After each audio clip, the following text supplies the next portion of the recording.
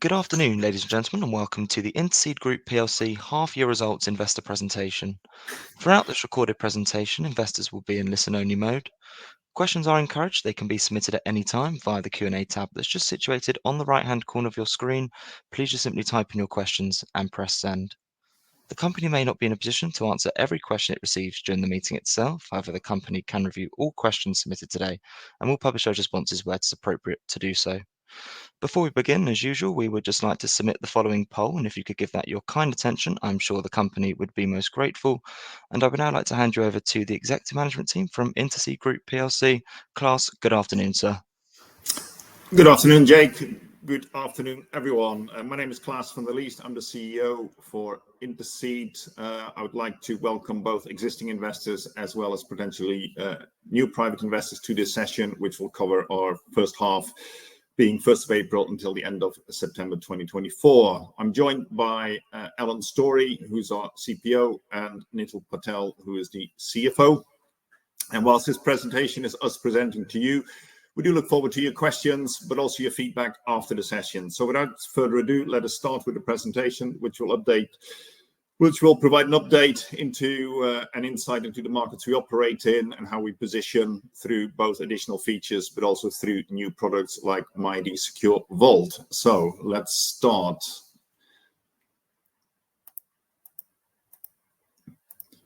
So if you look at company introduction, I know this is a difficult one because we're presenting into a black hole and we don't know whether you're an existing investor or whether a new investor and how much background you have. So I'm going to pick out a few salient points here.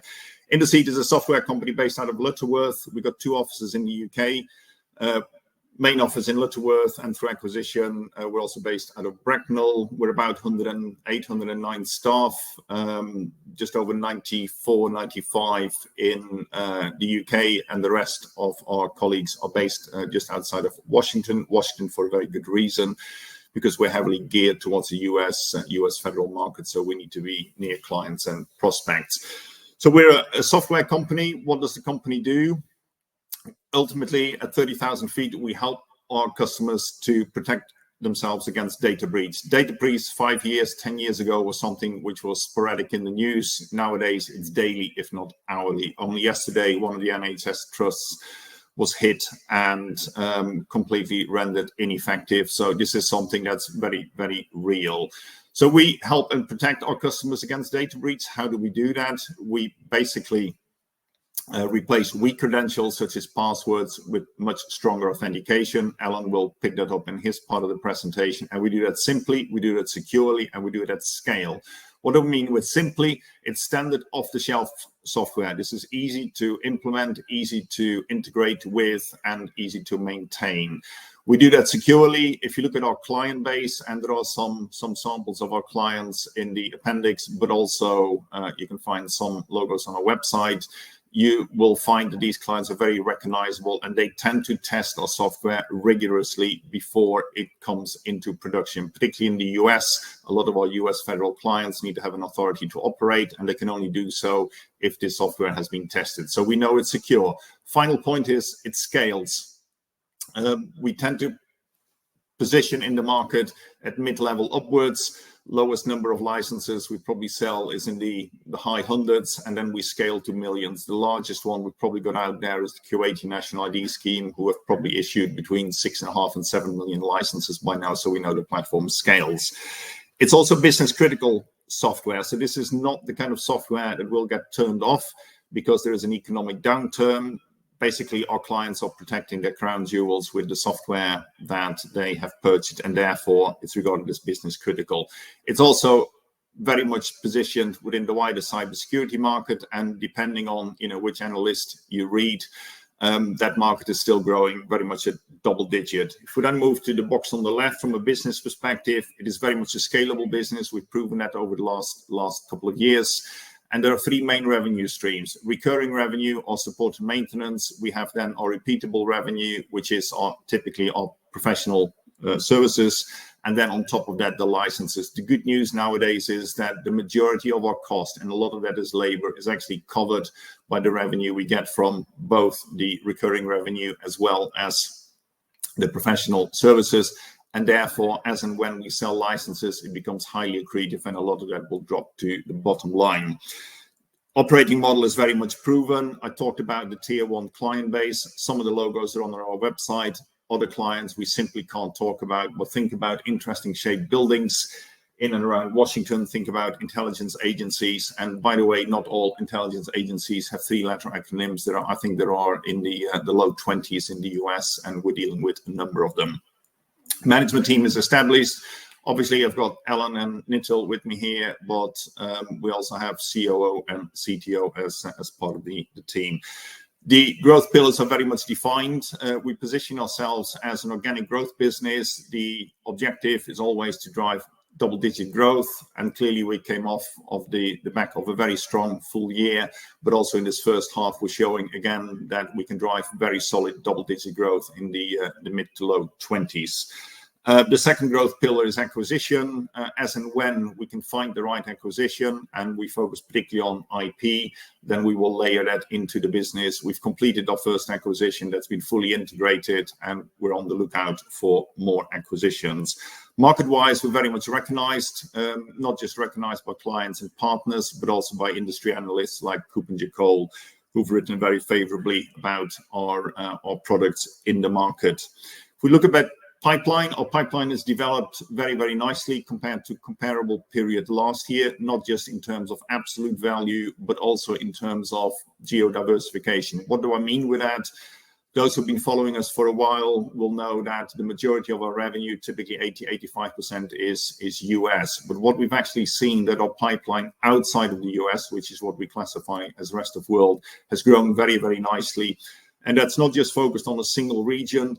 It's pretty much broad brush. We see opportunity in the UK, we see opportunity continental Europe, Middle East, as well as Asia Pac. So that's really good to see that our pipeline is balancing more out. What I'm not saying is that our pipeline in the US is not growing. That's absolutely not the case, but we're actually seeing more number of opportunities appearing in rest of world region than we've seen for a little while. The second point about the pipeline is actually the weighted pipeline, and we've described it as materially ahead of where we were last year. So what does that mean? We have more opportunities in the pipeline that sit on the right-hand side with heavier weighting, so closer to the procurement stage. Competitively, we can very much protect and defend our moat. Whilst we are quite niche, we're very much regarded in the space we operate in, and we see very little revenue attrition. Our revenue attrition in terms of revenue is significantly below 2.5% and has been so for many, many years. Alan will talk about the authentication pyramid, which is a very good reflection of the journey we've been on over the last 5 years, but is also a good picture to highlight where we want to take the business next. Final point in the central box is regulation. We love regulation. Again, Alan will talk more about regulation in the US, but we also see more regulation now appearing in continental Europe within the EU, where NIS2 is very much coming into force, and we fully expect in the next 2 to 3 years that companies will have to work hard to comply with the new laws that will appear in each individual country. Financials, Nitil will talk about the KPIs and how they've grown over a period of time. Main thing I want to stress here is the share buyback we've commenced. 2 main reasons for that. First of all, we got some EMI options coming up next year. We haven't got enough shares in Treasury, so we're actually buying shares for Treasury to fulfill that potential requirement. Secondly, each one of us knows on this call there's been a lot of instability leading up to the new budget around AIM and IHT. We have a small exposure, relatively small exposure to AIM IHT, so we wanted to make sure we had an instrument in the market that we could actually deal with. As most of you, I'm sure, will realize, share buybacks have to be approved by board. There are some mechanics we have to take in place, so we wanted to make sure that before the budget was announced, we actually had an instrument in the market that could deal with any adverse reactions to what was going on in the budget. So that's very much a high-level introduction. At this point, I hand over to Nitil, who will talk you through the numbers. Thanks, Klaas. Hopefully everyone's read the RNS we released on Tuesday. I'll start on the left-hand side in the progress report, and then I'll just highlight some of the key revenue streams that we've had in H1.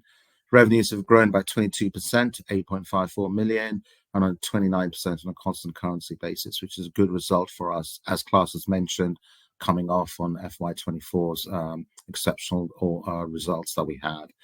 Profit before tax is 1.7 million. Again, really good number for us in H1, 55% higher than the comparative last year. And the reason for this is because our product is so good and we continue to invest in our product. And Alan will explain what we're doing with our flagship MyID CMS later in the deck, and also what we've done with our acquisition since we bought it, what have we integrated, how we've gone to the market, and what we're looking to do with it. And that's version 506. And again, Alan will explain more about that. But this week also, we've launched our new product called MyID Secure Vault. It's a separable standalone product, subscription-based pricing only. And again, Alan will explain more of why we're doing this and what we see in the marketplace for this product. We've taken a different approach to R&D tax credit. It's a technical tax adjustment policy, and there's a slide later in the deck, and I'll explain what we're doing with that, but you'll see an impact on the income statement because of that. And just as Klaus has mentioned, professional services have grown quite well this year in H1 as a comparative, and this is mainly because of our three either deployed, deploying, or just deployed and potential POC that we're doing with three large federal agencies. One we can name, the Department of State. 4 years ago we won it, 2.5 years ago went live. We're continuing to help them maintain and operate that and manage that, and they're constantly using our services for that. And we like that because it's a good revenue stream, a repeatable revenue stream for us, and it embeds our staff in their environment. Last year we had a really good strong order in December, $8 million, and that was with a new federal agency, which we unfortunately can't name yet, but they had an aggressive timeline to go live. The good news is they have gone live. They've used a lot of our professional services, and they continue to use our professional services going forward, and we don't see that tailing off. And as we've highlighted, we're in the process of doing a POC for another large US federal. That's taking a longer period of time to test it. We're happy with that at the moment. We normally don't do this unless there's a license order attached to it. But because of the opportunity, we've decided to allow 2 of our staff to be embedded into the POC world in this agency. So that's why PS is looking good this H1. There is license income is slightly behind schedule, but we'll come to the explanation of why that is the case and what we're seeing in H2. Just the highlights on the right-hand side. Yes, we do have a lot of good federal revenue, but we're also seeing movement in ROW, and through that, as Klaus has explained about our pipeline and the weighting of that pipeline. And our MyIDCM, MFA, and PSM is also getting good traction. And the release of 506 and the potential of what we're trying to achieve in a new marketplace, which Alan will explain, has some good prospects for us in the future. Again, financial highlights pictorially. If you look on the left-hand side top, revenue streams by analysis of support and maintenance, our recurring element, our PS, our repeatable element, and our license income. As you know, we're normally perpetual. We've learned last few years introduced subscription. We'll see how that develops. Our MFA PSM products are all subscription, as is our new product, MySecure Vault. If you look at this year, 4.7, 2.7, that's a really good number for us. Why? Because as Klaus has mentioned, it covers a large percentage of our operating expenses. So any license sales that we do, less commission, are going to be highly, highly accretive to us. And we're focusing that and looking to convert a chunk of our pipeline in H2 into license income. Revenue by region, as you know, Americas continues to be the largest and will continue to be the largest in the foreseeable future, purely because it's got bigger budget, it's well funded, it's got more agencies that are abiding with regulations that exist in the United States. But there is traction in ROW, and we will look to see that orange segment grow over the coming H2 and into the next financial year. Adjusted EBITDA and profit before tax is a good metric again that we focus on. Why? Because we'd like to see them close enough to each other. As you can see in H1, it's 1.8 versus 1.7. Again, there's a reason for that, and I'll explain that later in the income statement. And then on the bottom right, you see the movement of cash. Good cash generation gives us the capability of secure foundations to continue to invest in our products, and also gives us room to maneuver in regarding M&A activity or share buybacks that we had to do this year. and equities are going in the right direction as well. Income statement, we have a very clean statutory income statement. That's the top half, and the bottom half is just an illustration of where the adjusted EBITDA and the adjustments look like. So if you look, then you'll see the two major changes here are the net finance income. It's larger than last year, again, a reflection of our cash balances. We spread that money across 3 UK banks, A+ rated or A+ rated, and we hold it to the maximum of 3 months to abide with accounting standards. And then you'll see the taxation. We have not received a tax credit this year. We've elected not to take it. Again, there's a later slide on why we're looking to do that. You'll note at the bottom that we've got carried losses of 3.9 million. We probably want to utilize those into this financial year and then utilize the R&D tax losses. Again, I'll explain that later why we're doing that. Financial position of the group, again, we have a very clean balance sheet.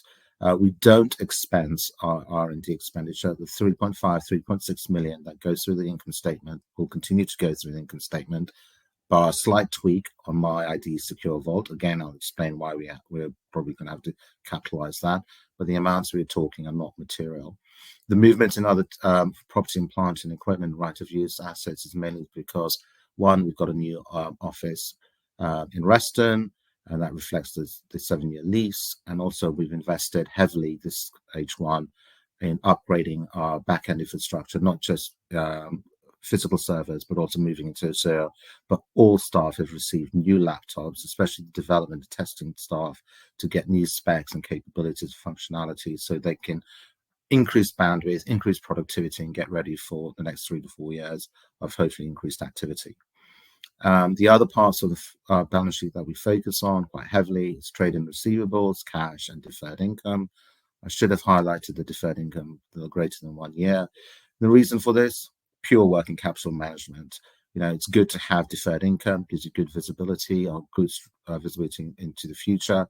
And if you've got even longer non-current liabilities, that shows you that we're selling either 2 or 3 year contracts, either licenses under MFA PSM, and also maybe people are doing longer term support and maintenance contracts with us, and locks in the price now without the inflation increases that we apply if you renew every year.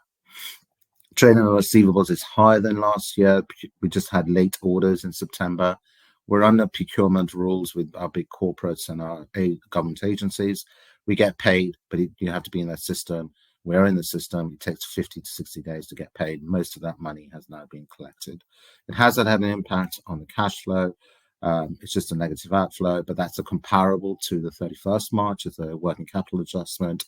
We had a large debtor at 31st March on a large renewal subscription that we have every year. And that's just a comparative. The cash used in investing activities, as I've mentioned, it's all to do with the fixed assets. And there's no tax credit. Last year we got 450,000 in tax. Obviously this year we didn't. Again, we've elected not to receive that. But we've got a good, strong cash balance, and we expect that to turn around in H2.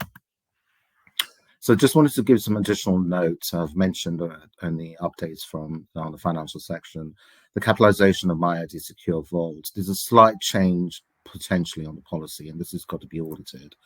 But because it's a separable asset with standalone, can be sold without the My ID CMS attached to it, has its own pricing, and has identifiable costs associated with it and future revenue streams, then the standard directs and kind of gives guidance on you should be capitalizing this because you're matching future revenues with the cost element of the development of the product. We don't see this as material. We don't see this as a significant change in policy, but it's one thing that we will be probably doing so at year end. I just wanted to highlight that to our investor community. Not a material change in impact on the income statement, and no change on our flagship My ID CMS, which also now incorporates MFA and PSM. The other technical change we're doing is on R&D tax credits. We normally, in the previous years, taken cash because we wanted it and it was good to have the cash and we could invest it in the product. As we are cash rich at the moment, we've decided not to take the tax credit for this year, and we've also gone back and opened last year's tax comp and that's you'll see a cash outflow in H2 of circa £500,000. That's 450,000 that we got from HMRC, plus interest flowing out of us. Actually, it's flown out of us in H2. The reason we're doing this is purely tax arbitrage rates. We get a blended tax cash credit of circa 12 to 14%, and the corporation tax is now 25%. And going forward, it's better for us to utilize R&D tax losses against future corporation tax liabilities. It just makes sense to have that arbitrage, and that's what we're doing, and that's why we've opened up last year's tax comp and why we're paying it back, and also why we haven't got a credit for this year. Share buyback, as Klaus has mentioned, we decided to do one in the beginning of November, getting ready just for the budget on 30th of October. It's an end date of 31st of December.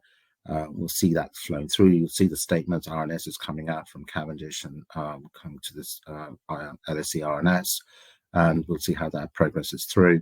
But we're anticipating a 1.5 million cash outflow in H2, mainly to do with the share buyback and the R&D tax credit I just mentioned. And you'll see Cavendish's note moving us down from 18.5 to 17 million, purely to do with this 1.5 million cash outflow that we've described just now. We also wanted to show you that, for a like-for-like basis, if you took the exceptional out of the equation, where has this company been going in the last 4 or 5 years? Klaus and I were talking that, 3.5 years ago, we were reporting 9.5 million for the full year, and we're now reporting 8.5 in H1. CAGR for us is great, in the sense it's now 21.4%. We'd like to continue that.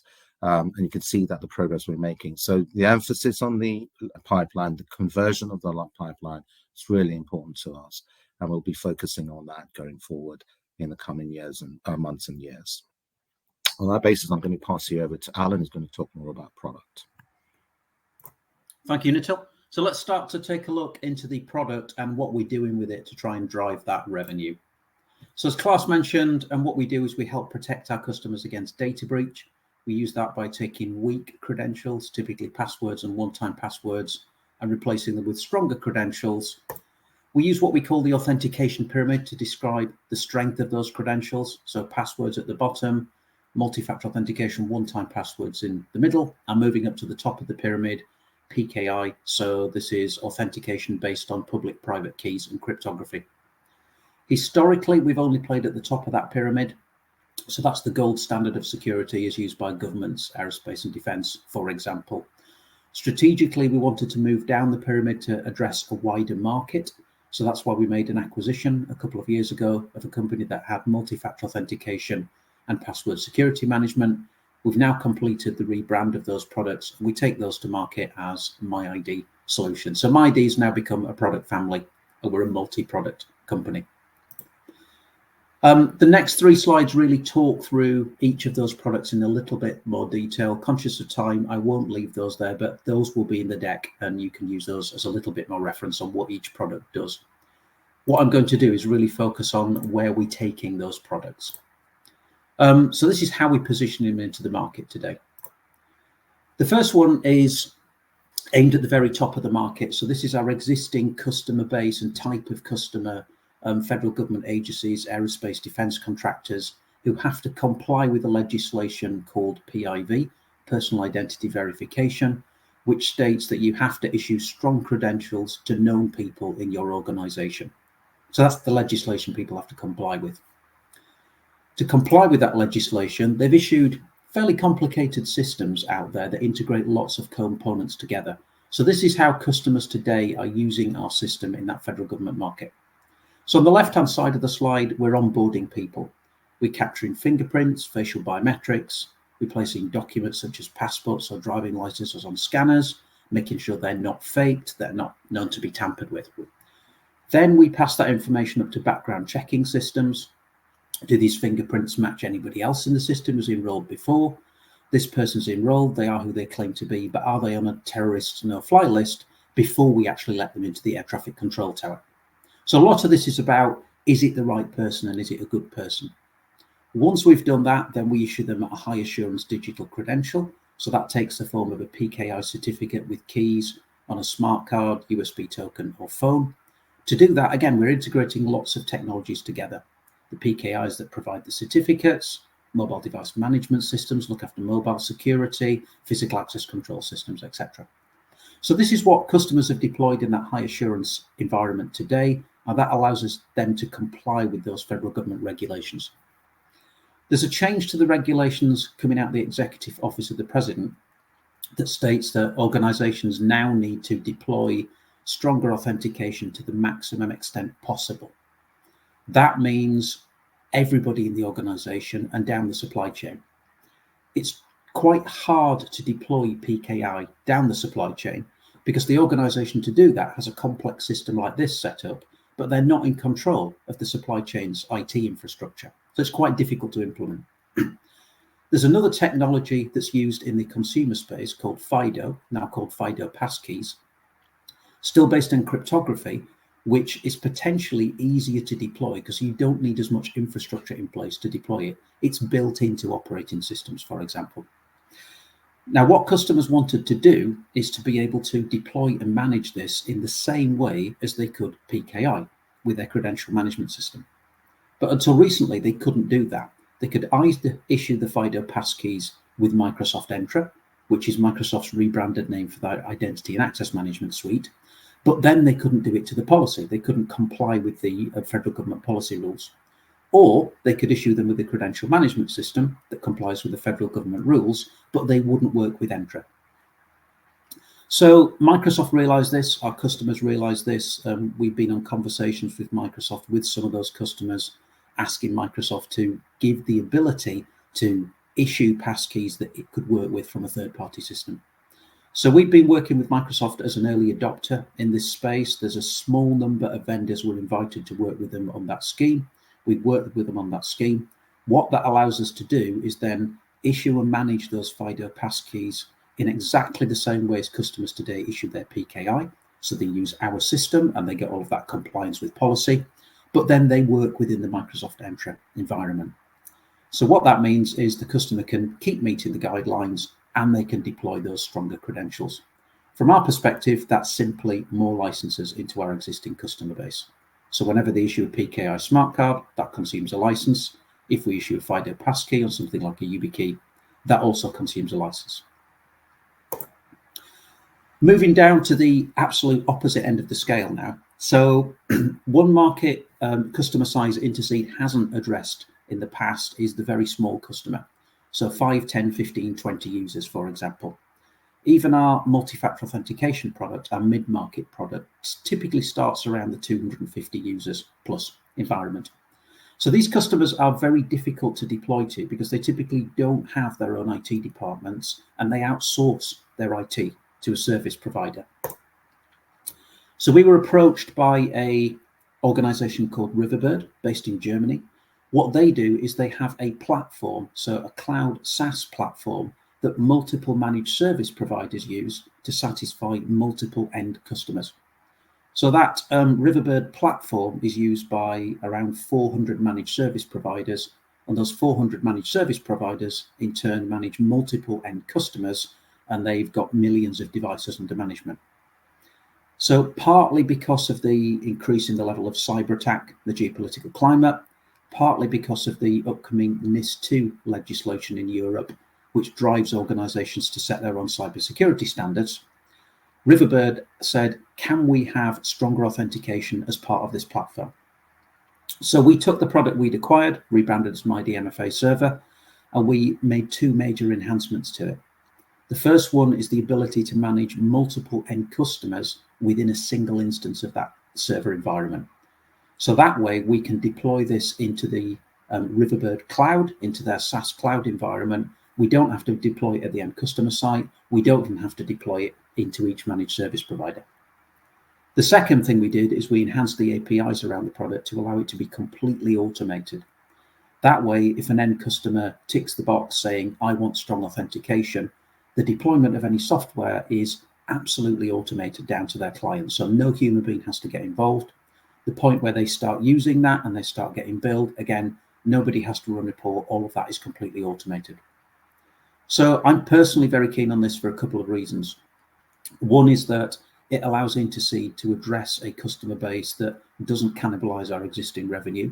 We've not got near these customers before. So these are brand new types of customers for us. The second one is that it allows us to tap into that pure cloud SaaS model that gives us the scalability without having to actually run that SaaS environment ourselves. So by tapping into an existing platform that's out there and widely used, it gives us those scalability benefits. So this is currently in production. We've been working with Bird for a few months on pilot customers. It's early days, so we're up to the first few hundreds of end users at the moment. We're now monitoring that and working with them to look at what the attachment rate is, how many of those end customers will start stepping up to stronger authentication. And if that's successful, we intend to take that model through to other managed service providers in other regions. Talking now about a new product, MyD Secure Vault. So part of the security of PKI is that there is a private key, and you need access to that private key to read an email that somebody sent you if it was encrypted, or open a file that was encrypted. When I get a new device, I might lose my smart card or get a new one, or I buy a new phone, I need to get those private keys onto that device to be able to continue to read the email or open that file. Now, traditionally, customers have managed those keys within the PKI infrastructure. Those keys are placed in what's known as a secure vault or a secure archive within that PKI infrastructure. And they use our product, the credential management system, to help them recover them and write them down securely to the new device. But this causes our customers a problem. So we had a customer approach us saying, the problem this causes me is whenever I move PKI provider, which they do regularly often, so they may move between Digicert or Entrust or Verizon as a PKI provider, I'm kind of locked into that vendor because my private keys are in that vendor's environment, and I need to move them from that vendor to another vendor. That's costly, it's time consuming, it's very risky. So the customer approached us and said, INTERCEDE, you understand keys and security. Could you build a secure vault to store these private keys, but one that gives us independence from the PKI provider? So we built it. The good news is that we had a lot of code and skills and knowledge in our existing product that allows us to build this product relatively quickly, but we've built it as a standalone product. So it's not part of the credential management system, it's a completely standalone product, partly for security purposes, so the customer can deploy it in a different environment, but partly so we can sell it integrated with the credential management or completely standalone, so it could work with somebody else's credential management system. So what this does is it gives customers the ability to store and manage those private keys completely independent from the PKI infrastructure. Because it's a new product, we are only providing it on a subscription pricing basis, so there's no perpetual licensing here for this product. The way we license is for the number of keys held within the system. The more keys, the lower price per key. Most organizations, people use this, they have around 5 keys per person because the keys change over time. And there's also a requirement to hold on to historical keys, typically for around 7 years. So for example, with one of our customers, Federal Aviation Administration, they need to hold them for 7 years due to government guidelines. So if somebody like the FBI or the CIA came in to investigate somebody, they'd need to have access to those keys so they could read the emails. So that's why they need to keep it for 7 years. So brand new product. This is focused on our top end customer base and where the CMS plays, initially on PKI keys. But as we continue our M&A journey and start to look at other areas where we can add value, there are potential future uses for this. So for example, in non-person entity secrets management, API keys, device keys, for example. Moving on to innovation. So what research activities are we undertaking to try and add ongoing value to our customers? The first one is quantum cryptography. So this is probably the thing that keeps our customers awake at night at the moment. The idea behind public-private key cryptography and based security is there's a private key and a public key. I can sign something or authenticate with the private key. I can verify that with the public key, but I can't get back to that private key. That remains secret. The theory is with quantum cryptography and quantum computing, you can have a computer that is so powerful and so fast, it can perform billions of what-if calculations per second. So theoretically, with the public key, and only the public key, you could work out what the private key is. That means it undermines the security of public-private key cryptography. So the good news is that NIST, who set all the standards in the US around cryptography, are well aware of this and they're already working on it. So they've recently published the first 3 quantum-resistant algorithms. What that means is even if a nation state has an incredibly powerful quantum computer, because the way the maths is calculated, you still can't get back to the private key if you know the public key. So I was in NIST last week with their people who were setting these standards, talking to them. They are running early adopter schemes for vendors to prove you can work with these algorithms and deploy them.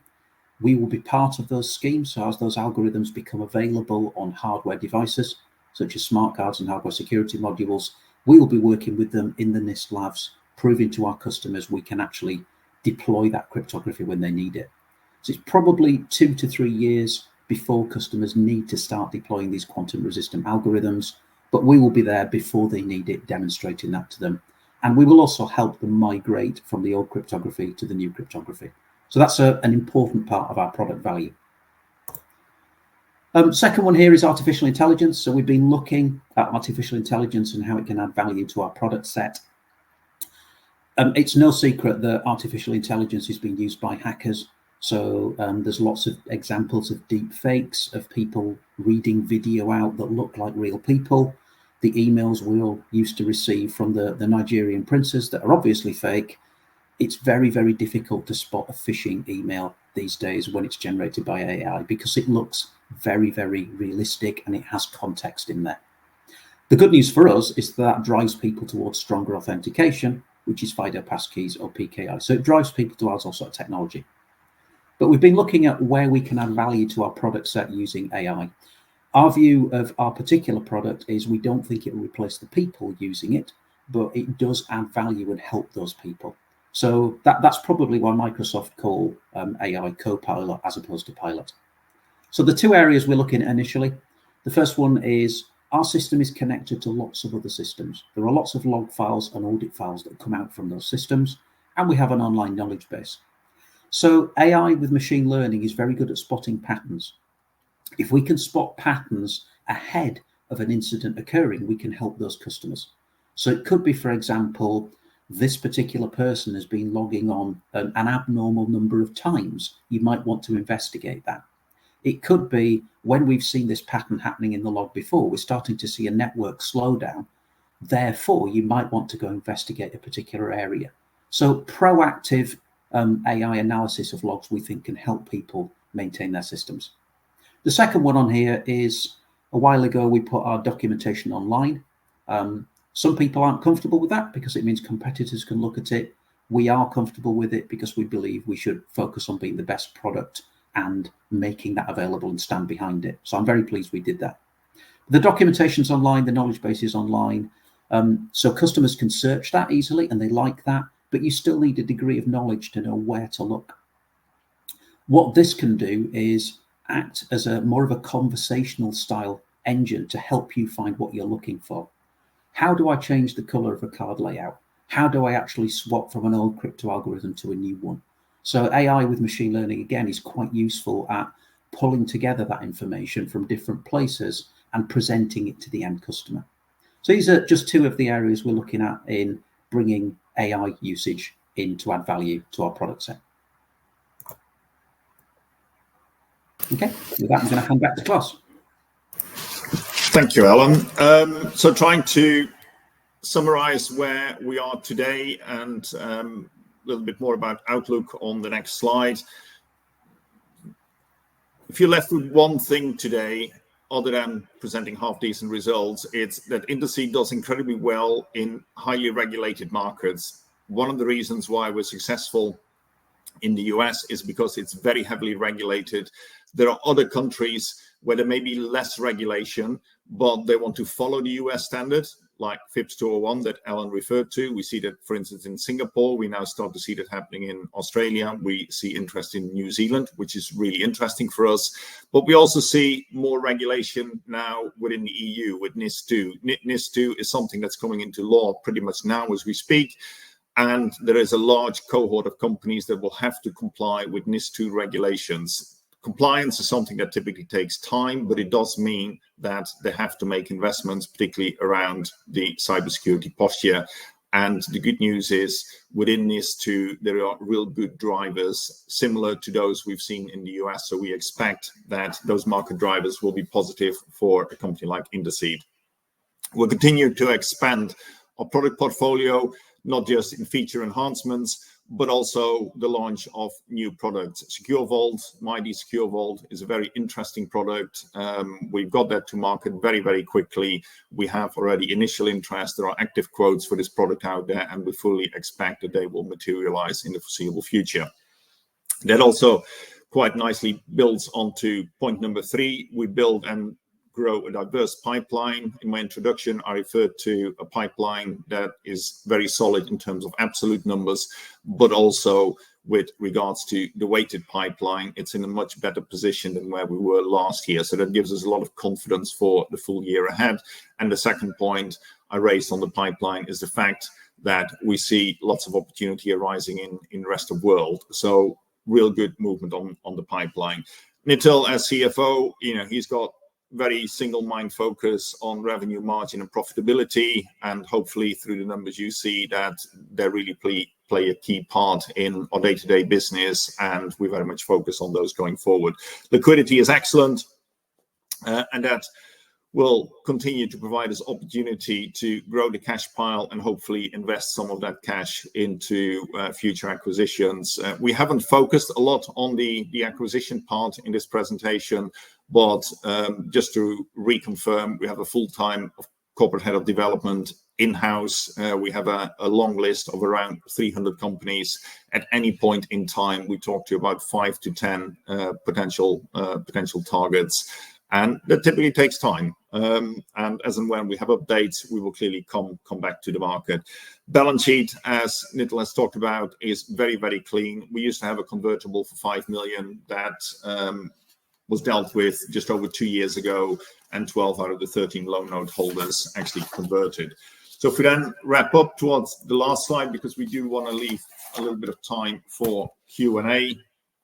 Outlook-wise, we clearly come off the back of a very successful year. It was the best year in the history of the company with 20 million pounds revenue, but we've seen that same kind of traction continuing into half one. And on the back of half one, as we've clearly presented the results to you, we also see very strong traction into the second half, and it gives us a lot of confidence to deliver the full year numbers for the full year. We talked about Secure Vault. That allows us to capitalize on net new opportunities, not just in the existing client base, but also in potential prospect areas that we're already starting to explore. We're very close to our technology partners, our resellers, our distributors, and continue to expand. It was only last week we announced a new reseller relationship with Infinigate in the Netherlands. Clearly, it's a country I know reasonably well. We visited a couple of times. Why Infinigate? They focus very, very heavily on the cybersecurity space, which is good. They're also one of the leading distributors of YubiKeys in the Netherlands. And as you may recall from earlier presentations we've done through IMC, is that when you issue, or when an enterprise or a government body issues thousands of YubiKeys, you need to have a management platform. So we're very much driving that proposition jointly with Infinigate into the Dutch market, and we already start to see the initial traction there. M&A wise, it is extremely disciplined. Again, we've highlighted in previous updates that we have been in DD from time to time, but once you start lifting up the carpet tiles in somebody else's organization, it's not always the things that you like to find compared to what they presented to you. So in that case, yes, we incur some legal costs, and in some countries like the US, lawyers are expensive, but it's better to walk away from a deal that doesn't feel right or doesn't smell right than have to come back in 2 years' time and say, actually, the acquisition we didn't really work out. And there are plenty of examples in the industry where acquisitions haven't worked out, and we can even stay pretty close to home for those. Final point is, I think we excel in delivering very good service to our clients. Alan was in the US last week, not just to visit NIST, the standards body, but also to run our client advisory board in the US. where we had over 40 attendees. So we're extremely close to our clients. We get real good feedback from them. We have an NPS at 55, which not that long ago was around 20. So we continue to invest quite heavily. And for those who attended the CMD, we had one of our partners, Guidehouse, talking about the importance of playing the long game. And that's exactly what we do. We play the long game with clients, even if that means that there is some short-term pain. But if you take the 5 to 10 to 15 to 20-year view on a client, that's where the lifetime value of the client comes in. And that's very much the game we're in. So final point is, short term, we're very much focused on half two. We're extremely busy. Nitin and I are flying to the US on Saturday to spend more time, not just with our colleagues, but also, again, with clients and partners and potential prospects. Medium term, our ambitions have been very clearly outlined in the industry, that we've got strong ambition to grow, and that's pretty much where we are. So, Jake, on that note, I'm handing back to you. Perfect. That's great. Class, Alan Nittle. Thank you very much indeed for your presentation this afternoon. Ladies and gentlemen, please do continue to submit your questions just by using the Q&A tab that's situated on the right-hand corner of your screen. But just while the company take a few moments to review those questions that were submitted already, I'd just like to remind you that a recording of this presentation, along with a copy of the slides and the published Q&A, can all be accessed via your investor dashboard. Guys, as you can see, we have received a number of questions throughout your presentation this afternoon, and thank you to all of those on the call for taking the time to submit their questions. But guys, at this point, if I may just hand back to you just to read out those questions and give your responses where it's appropriate to do so. And if I pick up from you at the end, that'd be great. Thank you. Right, so we got quite a few questions in the Q&A box. Now, I'm in the very good position that I read the questions and I decide who's going to answer them. So this is actually quite good fun. So let me start with the first question from William C. Great results, thank you. How much visibility do you have over half two license sales at this time? William, I hope that's become clear that we got real good confidence in our pipeline, not just in the short term, but also medium term pipeline is really good. So we have no concerns about the opportunity for license sales in the second half and indeed beyond. Next question is from Mark C. You advised that 80-85% of the revenues comes from works in the USA. How concerned are you about the possibility of tariffs? The incoming president has threatened to impose on imports. Yeah, we obviously discussed this. We're pretty well protected when it comes from a pricing perspective. We play in the top end of the market. If indeed there was a scenario where tariffs would be applied to our product range, then we seek to revise our pricing. And I do believe we've got the pricing power there. So I have no real concerns on those discussions around tariffs. Sorry, some of my questions have moved on. Other question from William C. Your September contract RNS mentioned $500,000 major development order for a new government end client with deliverables in the second half. Is this still on track? Nittel, one for you. Yes. There you go. We're confident in our ability to deliver. That also comes back to the fact that we're releasing quarterly, listeners, and we have a very strong cadence in our deliverables. So we wouldn't make statements on RNSs if we didn't feel we were capable of delivering. Marvin, question from you. What will be the full year impact of increased NIC on your cost base? Nittel, one for you. Yeah, we've done a quick calculation for the changes in April, circa 170,000 pounds increased cost for FY26. What mitigation we're doing is no employee will be worse off. We were planning to increase the employer pension contributions from 6 to 7% next year. That will not happen now. And the original ideal plan was to increase the graduate intake probably by 4 to 5 people next year. We're probably going to trim that by 1 or 2 people as well, just to compensate for those costs. So there is going to be an impact, but we've got mitigating factors in play to make sure that it has a nil impact overall on the income statement. Other question from Marvin. Do you expect the level of professional services in half one to be sustainable or revert back to more historic levels going forward? I don't think they will necessarily go back to historic levels. Whether we can maintain half one, to be seen. But what we are seeing, as Nittel has indicated, is we are getting more pulled into the very large programs we're working on, because we're the subject matter experts. So we definitely expect going forward a very solid revenue stream on professional services. We are embedded in the large programs, so we fully expect that there will be a real good run rate on PS going forward. So I just need to skim through the questions again. There's one missed out. Is William C. Is there any particular reason? Oh, I am sorry, William. Is there any particular reason why H1 license sales were weaker than the last 2 years? Again, we try to highlight that it's pure a timing issue. There is nothing more sinister. This is procurement. We try to indicate that in the RNS and in this presentation, that our pipeline is strong. Our weighted pipeline is extremely mature. So we fully expect the slight weaker H1 license sales will be compensated in the second half. So we don't see any real concerns there. Next question is question from Marvin again. Can you give us a sense of the margin profile between your 3 revenue sources, licensing, PS, and recurring? Nittel, you want to take that one?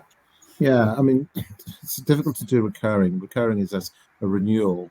So you've already committed the kind of development costs and the testing environment already expensed. And then you've got a commission element on it. So renewals, the sales team get an element of commission. The PS, obviously, that's a cost of sale associated with that. Well, the cost of sale is shown as operating expenses on our income statement. If we're not making margins of 40 to 50% of PS, we'd be disappointed. And then on license sales, why we focus on license sales? Because they are highly accretive to us. Again, net of commission, you're looking at 90-95% gross profit on those. Quickly moving on, because there's still quite a few questions and we're trying to answer as many as we can. A question from Shakti: how do you compare with your competition? Alan, one for you. I don't want you to feel left out. Thank you, Klaus. So it depends on where we are on the product set. So at the top end, the high assurance credential management, the competition, we are best in market there. There's no doubt about it. We can see that from the projects we've won over there against the competition and independent reports such as Cupping Cole. So at that very top end, the competition tends to have been either acquired by a large agency or lost focus, or it's a large sort of systems integrator who builds bespoke systems, and our customer base is very much looking for commercial off the shelf now because they've been stung by upgrade costs in the past. And the third option there is some of our competition deliver this via appliances, but then the end customer doesn't have an open system, they can't access the data. So we're very much an open platform there, best of breed. As you move down the pyramid towards the mid-market, it's absolutely a more competitive space. So our technique there is to not try to compete with people who are bigger than us that we won't win against. So for example, we're not going to try and compete with a Cisco Duo in that environment. So we very much focused on how do we differentiate our product and how do we go after our sweet spots. For example, people who don't want to put their authentication in the cloud, they want to keep it closer to their own environment. We can fit very strongly there. Places have offline environments. And again, looking at the smaller market, how can we embed that into those managed service platform providers is another piece we're looking at. Thank you, Alan. Another question from Marvin. Do you see any risk under the Trump government that the new administration wants US businesses to provide authentication services to US government entities going forward? I think observation number one is Mr. Trump has been in office before and it didn't have any impact. We don't really expect any impact today. It's also one of the reasons why we do not sell direct in the US market. We sit behind local, national, typically system integrators, primes, and that's typically a very good position for us to be in. Another one from Marvin. How long are your typical contracts with government entities? What are the termination periods for those contracts? Let's keep this relatively straightforward. In the US, it's very much well known that they are funded on an annual basis and therefore are contracts on an annual basis. That doesn't mean that we don't provide pricing for the outer years. Typically, when we bid for contracts, we're being asked to bid for base year and option years, where option years can be option year number 1, 2, 3, and 4. So it could be anything up to 5 years. Sometimes we're being asked to price for anything up to option year number 9, i.e. you're bidding base plus 9, i.e. 10 years, but you don't get the contract for 10 years. And if you look at the contracts, particularly our support and maintenance, there is no termination in as far as these contracts are paid annually up front. We have a question from Guy. Next, is there any reason to question the relationship with the US government given the recent election? Does the product become less valuable as you sell more and people get more familiar with your approach to software security? Hopefully answer the first question already. The second part is, does the product become less valuable? I actually think it becomes incredibly more valuable, and we've actually seen that happening in recent years. As we've won some of the real large programs within the US federal agencies, that's very much the cue and the starting point for the other federal agency to say, actually, if they can do it, we can do it. And that's very much what we've seen after we won Department of State. Obviously, we announced the deal in December last year.